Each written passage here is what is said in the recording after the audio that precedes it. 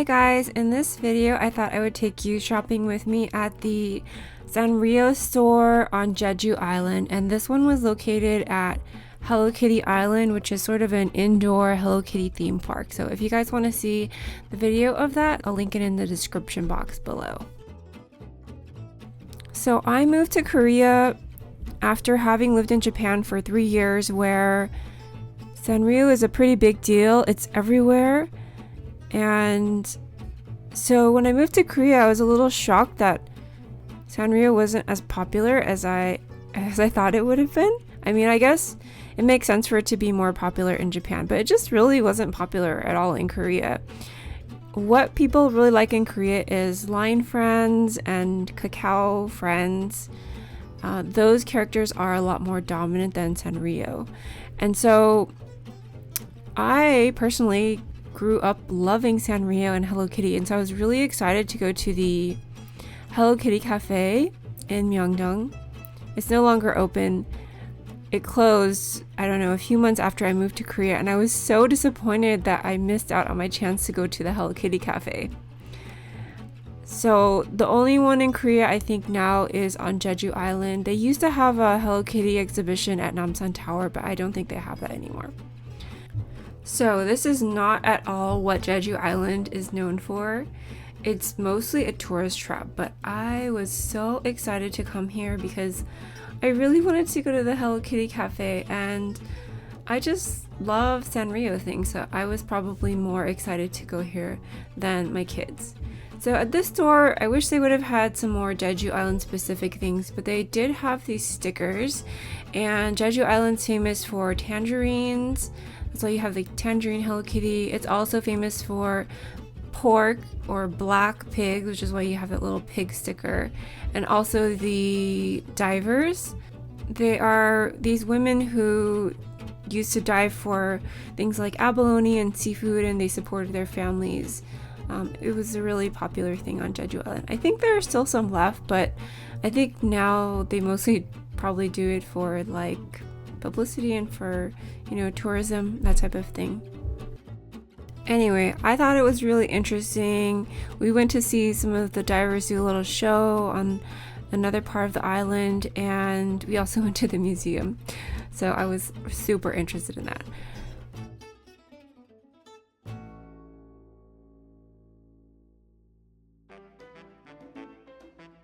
So one of the things that I noticed when I was in Korea was that they like to compare places in Korea to other places in the world. So for instance, a lot of people would say that Jeju Island is like the Hawaii of Korea. And then there's another place on the coast of Korea called Donghae, and they say it's the Santorini of Korea. That one is pretty like far-fetched because it is nothing like Santorini.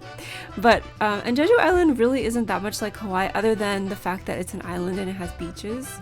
It's very different, and I kind of feel like they should call Jeju Island Jeju Island. It should be known for being what it is because it has its own really unique attributes that are really special, and it shouldn't be compared to Hawaii, because when you say it's the Hawaii of Korea and then you go there and it's nothing like Hawaii, or it's very different from Hawaii, and so it's kind of a disappointment if you have that comparison in your mind. But then if you go there with the thought that, oh, I'm going to Jeju Island and it's gonna have these particular unique attributes, then you won't be as disappointed. I mean, I wasn't disappointed. I thought it was pretty nice.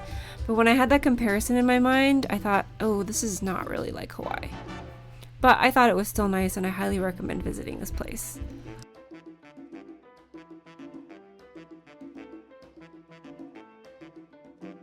Hi guys, I just wanted to take a moment and thank the sponsor of today's video, which is Skillshare. Skillshare is an online learning community with thousands of inspiring classes for anyone who wants to explore their creativity and learn new skills. If you have a specific skill that you want to learn, Skillshare is the perfect place to start.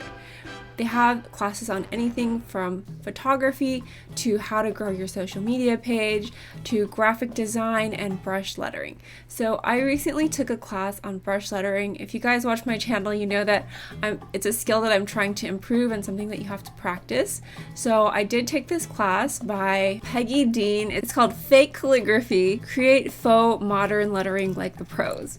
So it was a really fun class, and I had a chance to practice my brush lettering skills so that maybe I can do some better journaling. So if you guys are interested in anything like this, then make sure to check out Skillshare. I have an offer for you. The first 1,000 people to use the link in the description box below or my code marieskawaiiworld will get a 1-month free trial of Skillshare. So make sure that you guys check it out if you're interested in taking any new classes or learning any new skills. So what I was kind of looking for when I was shopping here was something that was really unique to Jeju Island. And so in Japan, when you travel to the various regions, for example, if you go to Kamakura, which is a Buddhist temple that's a couple hours from Tokyo, they'll have a Hello Kitty Kamakura, which is like Hello Kitty dressed up as a Buddha. Or in Okinawa, they'll have the Okinawa Hello Kitty, which is Hello Kitty in the they have these guard dogs. I can't remember what they're called, but usually when you go to like a Chinese restaurant, you'll see 2 dogs or lions that are flanking each side of the doorway, and they have a similar character in Okinawa. I can't remember what it's called, but anyway, Hello Kitty is dressed up as the guard dog. That is not what it is. I'm not sure if it's a dog or a lion, but you know, you guys get the idea. And so I was kind of looking for something like that here, and in Japan they will usually have keychains or charms or pins, so that's often what I would get. But here they had some Hello Kitty Island specific things, like the pearl diver and the tangerine character, and they were on stickers.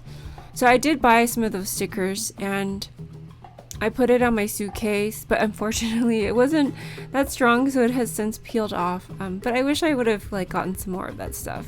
So this particular day, I think it was the day after we arrived on Jeju Island, there was a hurricane, and we decided to come to Hello Kitty Island because it was all indoors. Pretty much everything is indoors except for the rooftop garden, which we weren't able to visit. But the rest of the theme park is indoors, so it's really nice and convenient to come to when it's raining. The only problem is that everyone else comes at the same time when it's raining. So it was kind of crowded, but we still had a lot of fun. And I noticed that on Jeju Island there are these just random like tourist traps. Like there is a teddy bear factory, and then Hello Kitty Island, and these like miniature contained theme parks. And I think it's because sometimes they do have bad weather, and a lot of people come to Jeju Island to enjoy the beach, and when there's bad weather you really can't do that. So it's nice to just have these, you know, little random places to go that are completely indoors. I have always preferred to travel during the off season, so I will rarely take vacation during summer vacation or during the week of spring break, because that's just a time when everyone else is going to be traveling somewhere, and I think I enjoy myself a lot more when there aren't big crowds. And so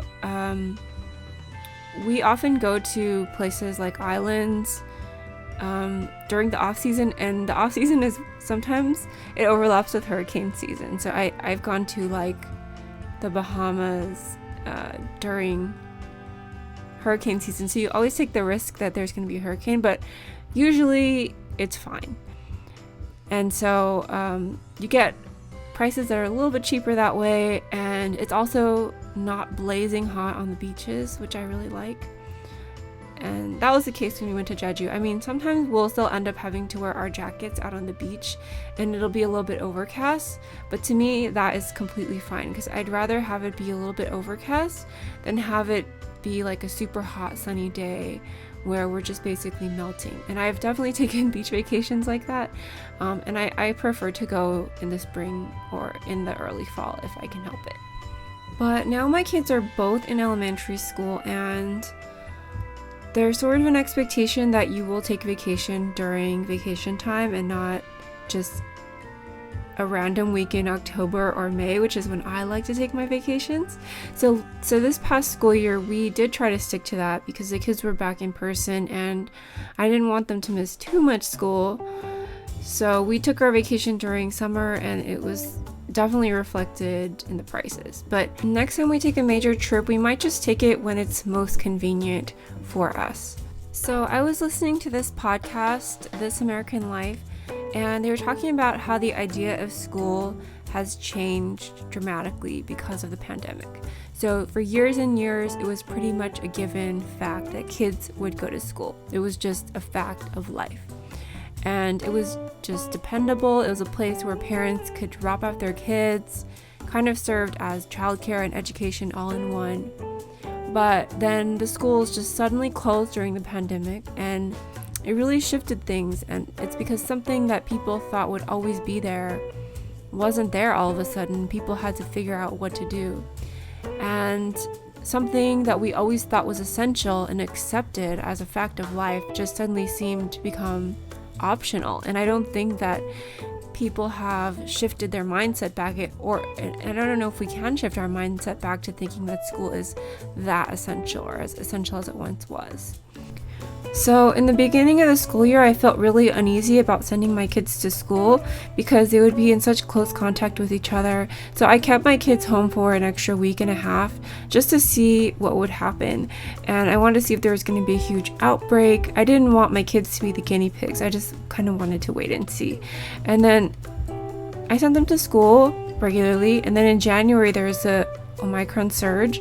So I kept my kids home a little bit longer after winter break.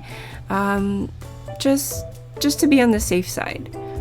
But then recently I got this letter from my kid's school saying that my daughter had been absent from school too many times. And so lately I've been trying to make sure that she's always at school and not absent. But I also felt like kind of annoyed because I was just following their protocol.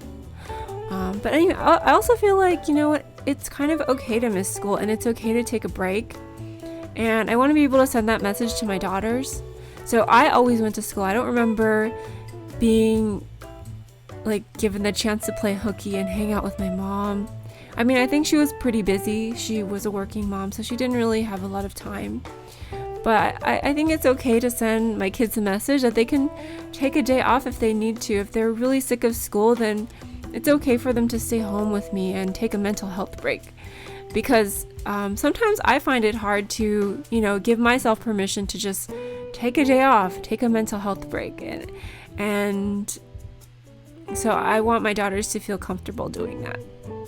And I also feel like, you know what, if you miss a few days of school, it's okay. Like, it's not the end of the world. And my kids are pretty smart and they'll catch up, they'll bounce back, and it's not really that big of a deal.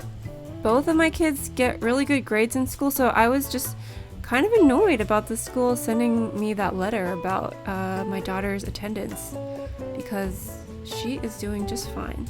Anyway, I'm interested to hear what you guys think about this subject, so leave a comment below and let me know.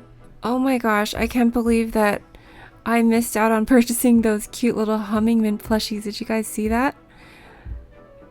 I didn't realize that Humming Mint was kind of gonna go out of production. It's such a cute character. So I wish that I still had my Pearl Diver and Tangerine Hello Kitty stickers, but I don't. I put them on my suitcase and they fell off long ago. But this is the other thing that I got at Hello Kitty Jeju Island, which is this clock. I put it up in my kids' room and we all love it. Also, please let me know in the comments if you'd like to see a more detailed walkthrough of Hello Kitty Island. I do have a video, but I realize that it's kind of short, so I can do a more extensive one if you guys are interested. And I want to give a big thank you and shout out to my Patreons and channel members. Thank you guys so much for supporting me. I really appreciate it. And I'll just insert a few clips here of some of the other parts of Hello Kitty Island. Thanks for watching. Bye.